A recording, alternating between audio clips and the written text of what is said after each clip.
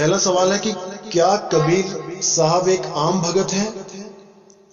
यानी कि जैसे आपने देखते आए हो, आप इतिहास में कई भगत हुए हैं, भगवानों की पूजा करी, कईयों ने गुरु धारण करके पूजा पाठ किया, कईयों ने बिना गुरु धारण किए भी भगवान से प्रेम किया, पूजा पाठ किया। धन्ना जट भी उनमें से एक नाम है।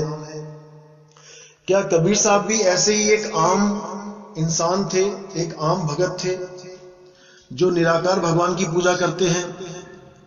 क्योंकि गुरु ग्रंथ साहब में कई जगह बताया गया है कि कबीर साहब निराकार की पूजा करते थे और वो भगत थे, दास थे। तो बहुत अच्छा सवाल है, इसके बारे में मैं बहुत विस्तार से बताऊंगा। देखो जी, सबसे पहले तो एक चीज समझ लो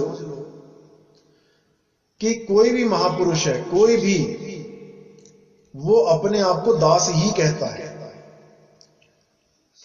क्योंकि वो परमात्मा का कार्य करने आया है यहां। वो अपनी वाहवाही करवाने नहीं आया, वो अपने नाम का डंका बजाने नहीं आया।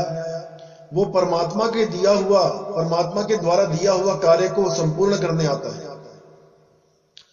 और जब स्वयं परमात्मा ही आता है एक मनुष्य चोला धारण करके, तब वो अपने आप को कभी भी जाहिर नहीं करता कि मैं कौन हूं।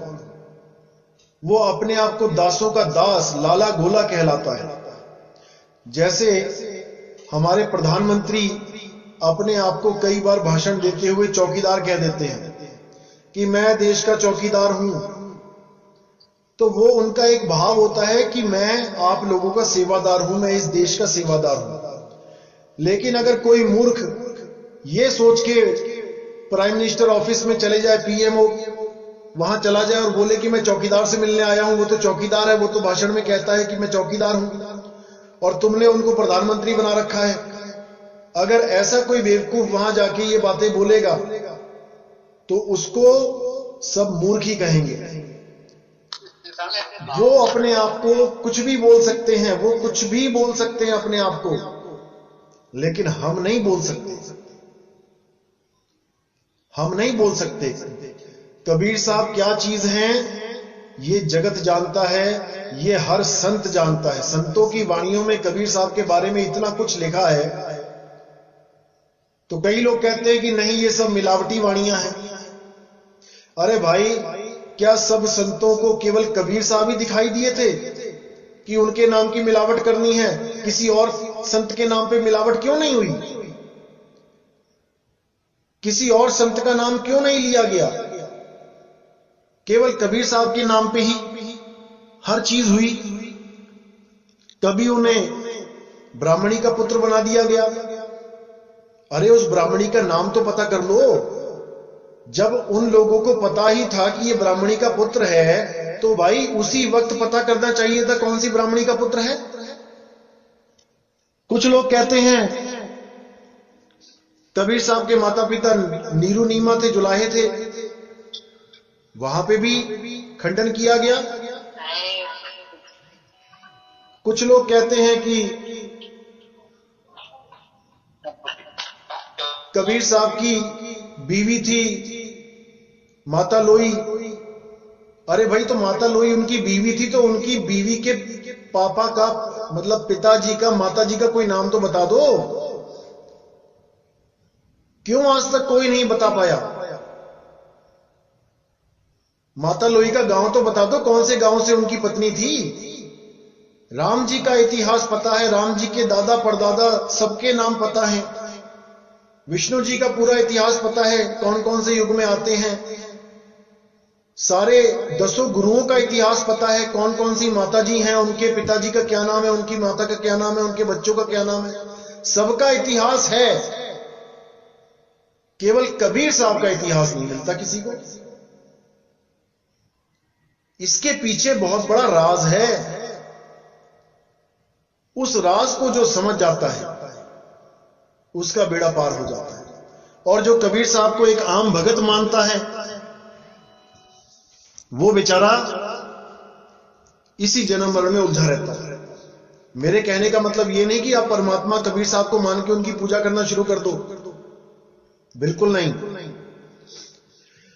कबीर साहब के बताए हुए सिद्धांत पे चलना है कि कबीर साहब ने क्या बताया, मुक्ति के लिए क्या जरूरी है, इस पे चलना है।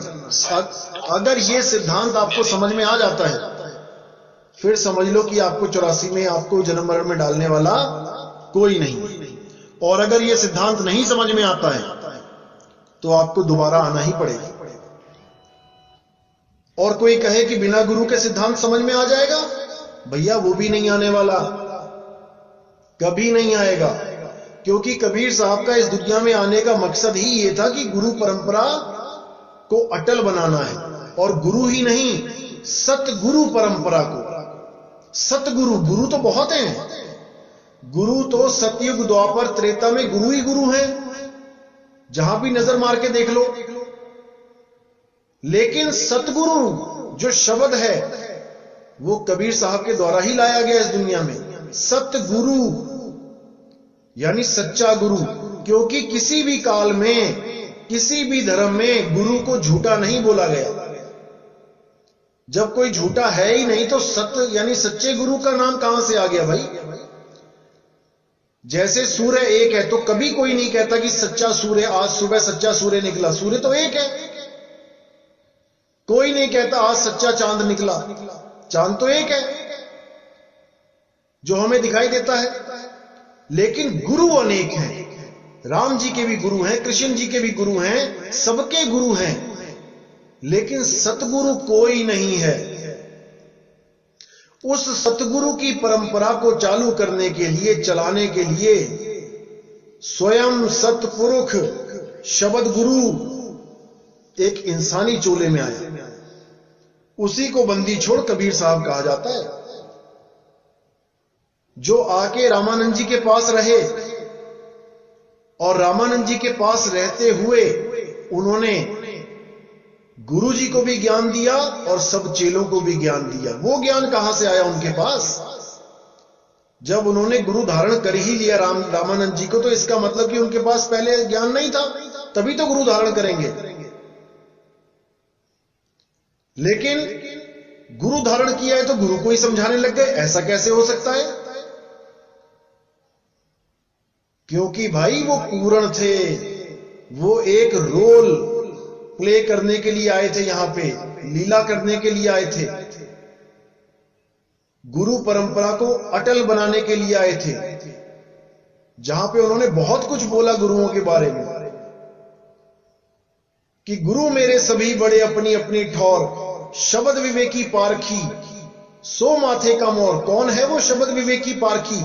अरे वो भी तो गुरु ही है, उसी को तो सिर पे बैठाना है। शब्द विवेकी पारखी यहां गुरु परमात्मा के लिए नहीं बोला कि परमात्मा शब्द का विवेक करेगा। अरे वो तो स्वयं शब्द है, शब्द का विवेक तो हमने करना है, गुरुओं ने करना है। और जब शब्द विवेकी गुरु आपको मिलेगा तब आपका कल्याण होगा। और इस दुनिया में एकमात्र शब्द विवेकी पारखी गुरु कौन है? वो स्वयं बंदी छोड़ है, जो अपना ही ज्ञान देने आते हैं, शब्द का ही ज्ञान देने आते हैं। वो अपनी जय जयकार करवाने नहीं आते कि मेरी जय करो मैं तब खुश होऊंगा। वो खुश होते हैं जब आप शब्द को ग्रहण करते हो, और वो दुखी तब होते हैं जब आप शब्द की महिमा को जान नहीं पाते हो और इस जन्म मरण रूपी चक्की में पिस जाते हो। इसीलिए बोला गया कि चलती चक्की देख के दिया कबीरा रोए, और दो पाटों के बीच में साबुत बचाना कोई। अब ये दो पाट की चक्की चला कौन रहा है जिसको देख के कबीर साहब रो रहे हैं? इस पे विचार करना है। क्या जरूरत है ये चक्की चलाने की? किसको पीसा जा रहा है? कौन चला रहा है ये चक्की? जब तक इसका ज्ञान नहीं हुआ, जब तक आप इस चक्की चलाने वाले से बच नहीं सकते। इतना याद रखना। कौन चला रहा है ये चक्की? मन और माया मिलके चला रहे हैं। इसी को ज्योत निरंजन कहा जाता है। ज्योत यानी ज्योता वाली माता, आदि माया, और निरंजन यानी अलख निरंजन। यही मन और माया की चक्की सदा सदा से चल रही है। जब तक इस मन और माया को आपने पहचान नहीं लिया सही से, जब तक आप इसको त्याग नहीं सकते। अगर आपने सांप को रस्सी समझ के पकड़ लिया है तो आप उसको छोड़ोगे नहीं, लेकिन जब आपको बोध हो जाएगा कि भैया ये रस्सी नहीं, ये सांप है, फिर आप उसको पकड़ोगे भी नहीं। तो ये बोध कौन कराएगा? ये गुरु का काम है, गुरु बताएगा आपको। आज बहुत से लोग ये बातें करते हैं, गुरु की जरूरत नहीं है, गुरु की जरूरत नहीं है, और प्रमाण कहां से दिखाते हैं? वाणियों से। अरे भाई, वाणी किसने लिखी? वाणी भी तो एक इंसान ने लिखी है। अगर वही इंसान बोल के समझाने लगे तो तुम क्या उसको गुरु नहीं कहोगे?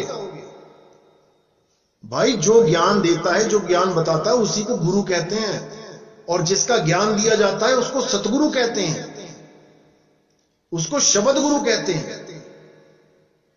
जब तक गुरु आपके जीवन में नहीं आएगा, आपकी आध्यात्मिक यात्रा शुरू नहीं हो सकती। आपको समझ ही नहीं आएगा मैं करूं तो करूं क्या। कभी कोई नाभि में ध्यान लगाने लग जाएगा, कोई श्वासों में सोहम का जाप करने लग जाएगा, कोई हृदय में ध्यान लगाने लग जाएगा, कोई कंठ चक्र में फंस जाएगा, कोई त्रिपुटी में ध्यान लगाने लग जाएगा, कोई ब्रह्मरंध्र में उलझ जाएगा। जा ही नहीं सकते कहीं जब तक सतगुरु विदेही शब्द का बोध ना करा दे, उस परम ज्ञान को ना समझा दे जो दसम द्वार से पार है। नहीं तो ये जितने भी जीव हैं, जितने भी भगत हैं, ये सब दसम द्वार के अंदर की ही साधना करके अपना जीवन बर्बाद करके चले जाते हैं। इसीलिए साहिब ने बोला कि दसों द्वार से आपको निकलना पड़ेगा। कहां जाओगे? कई लोग हमारा सत्संग सुन सुन के कहने लग गए हैं कि आत्मा कहीं आती जाती नहीं है और आत्मा तुम्हारे शरीर के अंदर है। मिक्स खिचड़ी ज्ञान। अरे भाई, अगर तुम्हारे शरीर के अंदर आत्मा है और उस आत्मा से ही तुम्हारा शरीर चल रहा है और आत्मा कहीं आती जाती नहीं, तो वो सदा तुम्हारे शरीर के अंदर ही रहेगी। फिर ये शरीर की एनर्जी क्यों खत्म हो जाती है? ये शरीर क्यों मृत हो जाता है? ये शरीर के फ्यूज क्यों उड़ जाते हैं? अगर वो करंट सदा सदा तुम्हारे अंदर है तो कोई विचार नहीं करता। जैसे किसी बोतल में पानी है और पानी अमर है, पानी ही ताकत दे रहा है बोतल को, तो बोतल में पानी सदा के लिए है, तो बोतल तो अब स्वयं अमर हो गई। जिस जगह स्वयं परमात्मा आके विराजमान हो जाए, वो जगह तो कभी खत्म हो ही नहीं सकती ना भाई, वो तो अमर हो जाएगा। ऐसा ये लोग इसलिए बोलते हैं क्योंकि इन लोगों को भी यही नहीं समझ में आ रहा है कि तुम्हें एक दिन शरीर छोड़ना पड़ेगा। शरीर में कौन है? जो आता जाता है वो जीव है। जीव आता है शरीर में तो ये शरीर चलता है, जीव चला जाता है तो ये शरीर निढाल होके गिर जाता है। इसीलिए बोला उड़ जाएगा हंस अकेला, उड़ जाएगा हंस अकेला। हंस उड़ जाएगा, कहां उड़ के जाएगा? अगर उसको अपने घर का पता है फिर तो भाई वापस चला जाएगा, और अगर उस हंस को नहीं पता है कहां जाना है तो इन्हीं दसों द्वारों से अगली जून में चला जाएगा। कोई रोक नहीं सकता उसको। कौन रोक सकता है? शब्द गुरु, वो रोक सकता है। कैसे रोकेगा? जब कोई भेदी सतगुरु आपके जीवन में आके उस शब्द गुरु का लखाव करेगा, तब आप अपनी सूरत को उस शब्द गुरु से जोड़ना शुरू करोगे।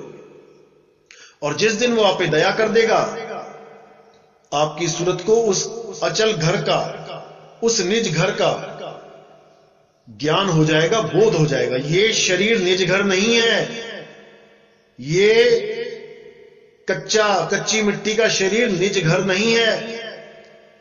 इस घर के बनने से पहले कहां थे? वो है तुम्हारा निज घर। ऐसे लाखों करोड़ों शरीर छोड़ के आ चुके हो, 84 लाख में भ्रमण करके आ चुके हो। आज कहते हैं लोग कि कहीं आना जाना नहीं है, शरीर में ही ध्यान लगा लो। अरे भाई, अगर इस शरीर से निकलोगे तो दूसरे जन्म में अगर जाओगे तो भाई कोई ना कोई रास्ता तो तय करना ही पड़ेगा।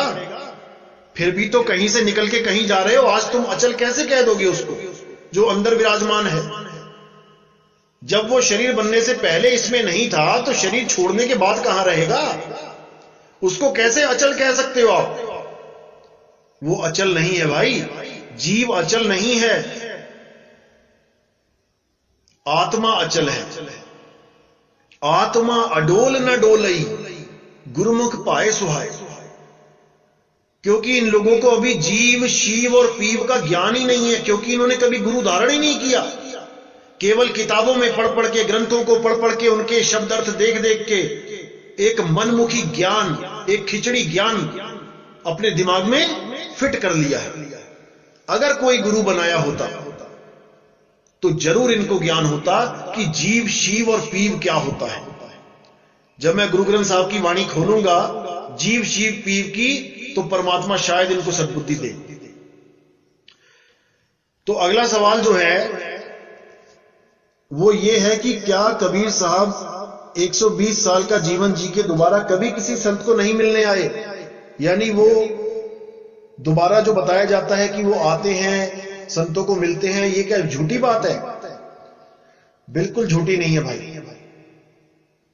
आप देखोगे कि बहुत से संतों ने कबीर साहब का जिक्र किया अपने ग्रंथों में, अपने ग्रंथों में उनका जिक्र किया है। तो अगर कबीर साहब नहीं है वो जो उनको मिले हैं, तो भाई उनको ग्रंथ में जिक्र करने की क्या जरूरत पड़ गई?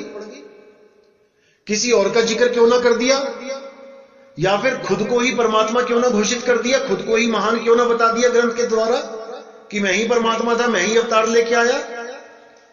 केवल कबीर साहब की ही महिमा क्यों गाई सारे संतों ने? इसके पीछे बहुत बड़ा राज है, लेकिन ये आम आदमी को समझ में नहीं आता, क्योंकि उनके दिमाग में वही रंग चढ़ा है जो पुराने बुजुर्गों ने चढ़ा दिया है। इसलिए इसको विस्तार से समझना पड़ेगा। आगे और भी सत्संग करेंगे गुरु ग्रंथ साहब के हिसाब से, तब आपको समझ में आएगा कि कबीर साहब क्या हस्ती हैं। क्योंकि गुरु ग्रंथ साहब में भी बहुत से कोड लगे हैं जो अभी खोलने हैं, और कबीर साहब के बारे में भी बताया जाएगा कि कबीर साहब आते कैसे हैं इस दुनिया में। क्योंकि लोग समझते हैं कि वो गर्भ से आते हैं, वो कभी गर्भ से नहीं आते भाई। ना हम लीना गर्भ बसेरा, बालक होए दिखलाया। इसका प्रमाण गुरु ग्रंथ साहब में भी दिया जाएगा, आपको तब समझ में आएगा। तो कई लोग कहते हैं कि क्या कबीर बीजक ही सबसे पवित्र ग्रंथ है, यानी कि बहुत इंपॉर्टेंट ग्रंथ है जिसमें मिलावट नहीं है, बाकी ग्रंथों में मिलावट है? यह बिल्कुल गलत है। देखो जी, संतों की वाणियां जो होती हैं वो बहुत रहस्यमयी वाणियां होती हैं, उनमें कोड लगे होते हैं। जब तक उन कोड को खोलने वाला कोई नहीं खोलेगा, ये बिल्कुल उसी दरवाजे की तरह है जैसे खुल जा सिमसिम वाला दरवाजा था। वो दिखने में तो दरवाजा है, लेकिन वो खुल नहीं सकता। उसको देख तो सकते हो आप, लेकिन उसको खोल नहीं सकते। इसी प्रकार संतों की वाणियों में जो शब्द होते हैं, उन शब्दों को आप देख सकते हो, पढ़ सकते हो, समझ भी सकते हो, लेकिन उन कोड को आप, उस भाव को आप नहीं जान सकते कि वो किस भाव में बोली गई है, उसके पीछे रहस्य क्या है, उनको आप नहीं जान पाते। तो एक एक कोड खोले जाएंगे। और कुछ लोग कहते हैं कि बहुत से ग्रंथों में मिलावट है, जैसे गरीबदास जी के ग्रंथ में भी मिलावट है। कोई कहता है 50%, कोई कहता है 70%, कोई कहता है 90%। अरे भाई, गरीबदास जी के ग्रंथ में जो मिलावट करने जा रहा था ना, उसको लकवा मार गया था। अगर आपको इतिहास नहीं पता, छुड़ानी धाम जाके पूछो। जो भाई वहां पे ग्रंथ साहब में मिलावट करने जा रहा था, उसको लकवा मार गया था। और गुरु ग्रंथ साहब में भी जो मिलावट करने जा रहा था, जहां पे लिखा है कि मिट्टी मुसलमान की पेड़े पई कुम्हार, वहां पर ग्रंथ साहब में मिलावट करी गई थी एक शब्द की, लेकिन उसको होने नहीं दिया गया। वहां मिट्टी मुसलमान की जगह मिट्टी बेईमान की लिख दिया गया था, वहां पढ़ा गया था राजा के सामने। तो उस सिख भाई का नाम ही काट दिया गया सिखों में से कि ये हमारा गुरुसिख नहीं है, इसने मिलावट करने की कोशिश करी। इसी प्रकार संतों की वाणियों में मिलावट नहीं होते, गुप्त भेद होते हैं जिनको समझा जाता है। तो अगला सवाल है,